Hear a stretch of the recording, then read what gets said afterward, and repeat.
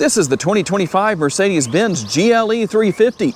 Does it check off all of the right boxes? Hey everybody, it's Tom from Vehicle Visionary. I hope you're having a great day. I borrowed this GLE from my friends at Mercedes-Benz of Shreveport. Check out the link down in the description of the video if this is something you're interested in. Here on the front end, everything is going to be LED as far as your lighting goes. LED headlights, LED daytime running lights. You will also find the LED turn signal indicators. And a very sleek but luxurious look here on the front end between the upper and the lower grills. I know a lot of the time people tell me down in the comments section on my videos that chrome is outdated or it's for older people. Well, you'll tell me what you think in the comments, I'm sure. I'm always curious to receive your feedback on that. But it has a very nice, luxurious look to it. It works very well. But you also have some gloss black here, but I like that it's not too much. And you'll have the Mercedes-Benz logo right there in the center, nice and large. It fits, it's perfect. Right underneath, right here, you're gonna find your front camera. We're gonna have 4MATIC, all-wheel drive, and we're gonna find the 21-inch multi-spoke wheels. See your turn signal indicators built into your power adjustable side view mirrors. They're going to be heated and they're going to be power folding. And let me show you that real fast. And what I'm going to do is push the button right here just to show you all of that in action. And I don't know how well you can see it, but you also have blind spot monitoring built into your side view mirrors. Now, one thing that I am curious to receive your feedback on is what you don't have on your remote right here. You have lock, unlock, you got your button right there to open and close your power tailgate and your panic button. Now, you don't have remote start on the remote itself, or the key fob as it's often referred to as. That doesn't mean it isn't here. It's just available in the Mercedes Me app. But you know what? I'd rather have it than not, even if it's not on the remote itself. We're gonna have the roof rails up top, the panoramic sunroof. Things finish up here on the rear with a nice rear roof spoiler. And you'll find your rear window wiper right here. And as I said, 4MATIC, there we go. There's the logo right there that tells you. And LED taillights, everything very tastefully done. I like that it's not too much, but it's not too little. It has a unique look. Motivation to get the GLE down the road comes from a mild hybrid powertrain, a 2-liter turbocharged inline 4-cylinder that puts out 255 horsepower and 295 pounds-feet of torque, mated to a 9-speed transmission. And how about your MPGs? 19 city, 26 highway, 22 combined, and 4.5 gallons of gas per every 100 miles driven. The gas tank is going to be 22.5 gallons in capacity. And let's give you some good information here on how far you can drive. In the city, you should be able to drive about 477 miles on a single tank of gas and then 585 miles out on the highway. Obviously, that's not a guarantee. There's a lot of variables that go into whether or not you achieve those numbers. You might find yourself with better numbers than that. For those of you that own a GLE like this one, tell me down in the comments what kind of numbers you have been achieving as far as your mileage goes. Towing capacity maxes out at an impressive 7,700 pounds. You have the hands-free tailgate. If you want to kick your foot under the bumper like I just did right there, you can do that. To open that up, there's also a button on the remote, the button on the interior, and the button on the tailgate itself. Your cargo capacity ranges between 33.3 up to 74.9 cubic feet. And you have your cargo cover right here if you want to use that, but that is removable. That way you can take full advantage of your cargo space. And something that will make a lot of people happy is the presence of a spare tire located here underneath the floor. The one thing I am a little surprised at is the lack of LED cargo space lighting. What do you think about that? I'm always curious to know, but that does seem like something that should be here. And we will find a 12-volt power outlet, and there is a look at the nice large panoramic sunroof. That front portion will open, and you have the power shade that can be put in place when you want to conceal that away. The interior is filled with high-end materials, as you would expect, and we'll find a nice comfortable armrest right here, plenty of room. The door bin also offering plenty of room. You can see some of our materials here. There's a better look at the panoramic sunroof for those who wanted to see that. To maximize your cargo space, you're going to use this release right here to lower the seat backs down, but that's not the only way you can do that. There's another release right here. I'll let you see that before I push that. And we can create a pass-through by lowering the center seat back if there's nobody sitting here. And there is no shortage of space here within the interior. There is some recline built into these seat backs, but you can't adjust the amount of recline that you have. A lot of people ask about that, so I like to make sure I mention that. You got your rear seat pockets here. There's the air conditioning vents and USB connectivity for your rear seat passengers. And once again, the lack of LED lighting, kind of curious about that, but that's the way it is here. But I'm sure there's some people out there that are going to say, you know what, Tom, I'm okay with that. That really is not a big deal to me. One thing that's for sure, as I show you the fold-down armrest with the cup holders built in, you may not have the LED lighting as far as this area goes, or what we have in the upper console right there, but there is no shortage of ambient lighting here in the interior that will more than make up for that. In my opinion, nobody does ambient lighting better than Mercedes-Benz. The sticker price is $75,315. Let's see what else you get for that price. You can see the controls for the power seats over there on the passenger side door panel.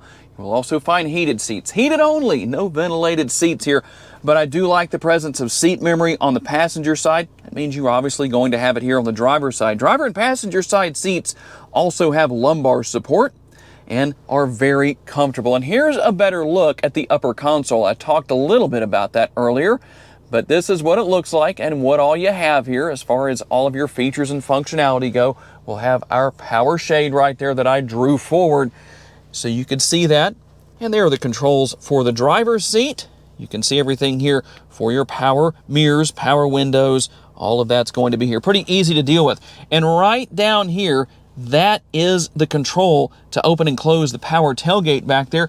If you're wondering where your power parking brake is, it's right here. Here's the control for your lighting. And then we have a power adjustable steering wheel. It's tilt and telescopically adjustable. Shifter paddles on the back of the steering wheel. Your shifter here, and everything for controlling your front and rear window wipers over here on the left-hand side. Steering wheel mounted controls, quite a bit going on here. I like that if you want to, you can actually come in here and make a lot of changes to what you see on the driver's display. We'll just run through some of that. Very nice looking, very modern, very bright, nice graphics too. So depending on what you need to do, there's a lot here. You don't have to necessarily even stay with this particular look for the driver's display. If you want to have navigation up, if you want to go with some of your other options here, you can see what all is going on, what all of your options are as far as availability goes. There's Sport. That's my favorite. I think that one looks the best. I'm sure some of you have different opinions beyond that, and that's perfectly fine. And everything is seamless as far as the screen goes. It's one continual screen, and we'll see over here that we have everything for the center screen. Now, for those of you that don't want to touch your screen, maybe you're like Monk, well, you have your trackpad right here, and you can use that to do everything that you need to do. And then when we want to go into something, we push down on the trackpad. We can go back, we can go home, we can do whatever we need to do. It's pretty simple. Now, I don't mind touching the screen personally, but you can go in and do quite a bit here as far as your features go, as far as comfort goes. You can make changes with the seats. All that good stuff is here. And your ambient lighting, I talked about that earlier, that nobody does ambient lighting quite like Mercedes-Benz. And if it's not bright enough for you, well, you can see that you have your adjustments here. Now, it's obviously set to its maximum 10 right there. And you can link the zones, or you can not link the zones if you want to. As you can see right there, we're going to go back here and take a look at our options for colors, because there are quite a few.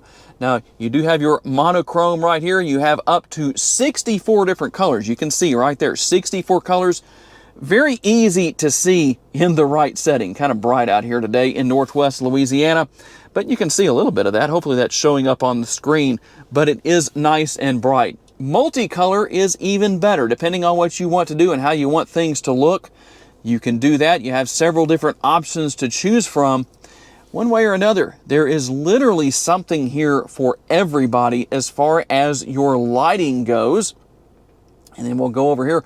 You also have off-road. So while this is not going to be something that is massively capable off-road, it can do a little bit of off-roading if you need to do that, or maybe just dealing with low traction situations.